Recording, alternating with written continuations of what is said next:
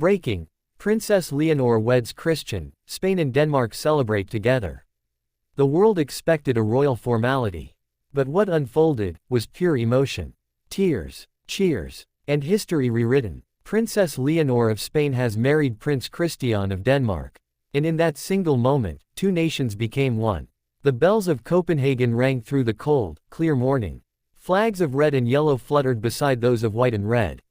Spain and Denmark, two kingdoms, two histories, united in a celebration that no one will forget. Crowds gathered hours before dawn. Some camped along the streets of Copenhagen for days, waving both Spanish and Danish flags, singing songs that blended both tongues. And then, the first sight of her.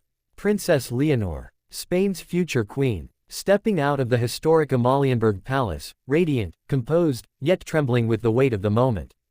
Her gown, designed by Spanish couturier Lorenzo Caprile, was a breathtaking tribute to both heritage and hope, embroidered with symbols of the Spanish crown, yet finished with delicate Nordic lace gifted by Denmark's royal family. Every camera, every heart, focused on her. But behind the flawless image, Leonor's story had been one of quiet strength. For years, the young princess carried the burden of expectation, the future of Spain, the modern face of monarchy, and now, the bridge between two royal families long admired but never intertwined. And at the end of the aisle, waiting with steady eyes and a barely contained smile, stood Prince Christian. Tall, poised, nervous, but unshakably certain. The two locked eyes, and the world seemed to still.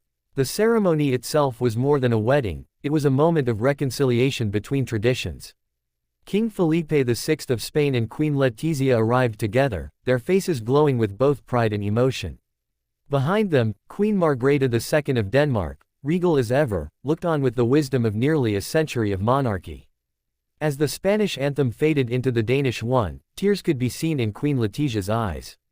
She leaned toward her husband and whispered something.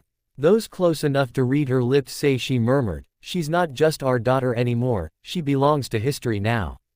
It was true. The wedding united two of Europe's most beloved young royals, but it also carried deeper meaning. For Spain, it was a symbol of renewal, of a monarchy embraced by a new generation. For Denmark, it was a continuation of legacy, the future king finding not just love, but purpose alongside a queen in waiting. The vows were spoken in two languages, Danish and Spanish, both voices trembling but strong. When the priest declared them husband and wife, the cathedral erupted. Bells, trumpets, tears. From the front rows to the farthest balconies, emotion overwhelmed decorum. Even royal protocol broke for a moment, when Leonor, radiant and teary-eyed, reached for Christian's hand before the final blessing. That small gesture, so simple, so human, swept across screens around the world. It was love, real and unfiltered. The royal procession through Copenhagen was like something out of a fairy tale. The newlyweds rode in a glass carriage drawn by 6 white horses, the same one used by Crown Prince Frederick and Princess Mary 2 decades earlier. Crowds erupted in cheers, singing, "Viva los Reyes!" and "Lang leve Kærligheden, long live love." Thousands of Spaniards had flown in for the event. Streets were flooded with both Spanish red and Danish white, a sea of joy that transcended language. At the palace, a grand reception awaited. The tables were decorated with olive branches and Nordic pine, representing unity between South and North. Even the menu told a story, tapas with Danish seafood. Rioja wine paired with smørrebrød, a culinary marriage of two nations. King Felipe raised his glass. His toast was simple but unforgettable. Greater than, today, Spain and Denmark do not just share a royal union. We share a hope, that love, duty, and faith can bind our nations as firmly as these two hearts. The crowd rose in applause.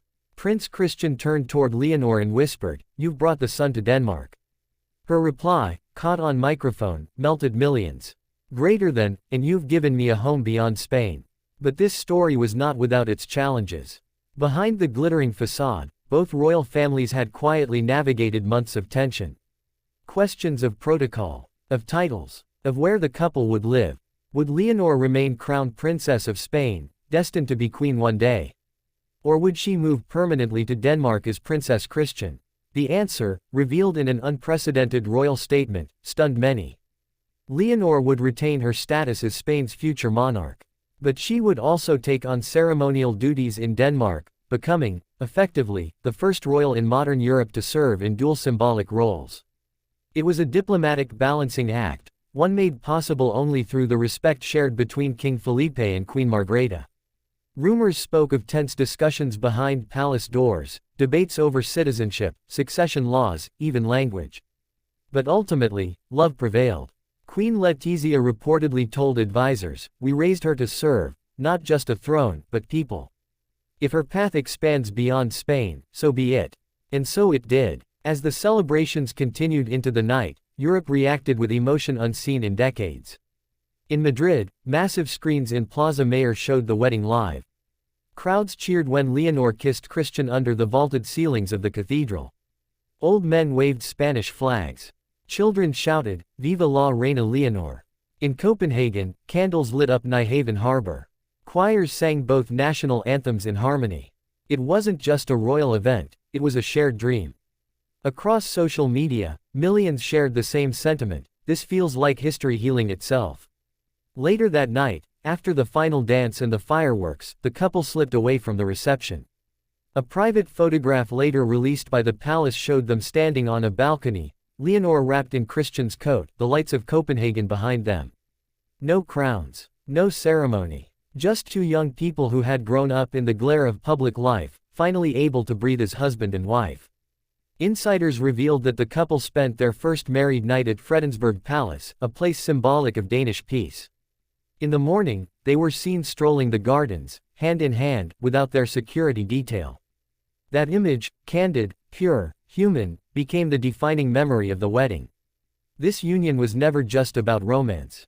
It was a statement about the evolution of monarchy, the endurance of tradition, and the hope for a united, modern Europe.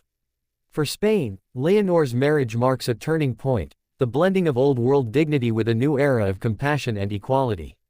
For Denmark, Christian's choice reflects a commitment to authenticity, marrying for love, not politics. In every sense, this royal wedding redefined what monarchy means in the 21st century. Two young hearts, two proud nations, one shared future. As the sun set over Copenhagen, the royal couple made one final public appearance from the palace balcony. The crowd below roared. Leonor waved, radiant and calm. Christian raised her hand high, a symbol of unity. Then, in a gesture that no one expected, they sang together. A short melody, Amor y Lealtad. Love and loyalty. It was unscripted, unrehearsed, but perfect. In that moment, as the lights of two kingdoms intertwined in the sky, history was no longer just remembered. It was reborn. Princess Leonor and Prince Christian.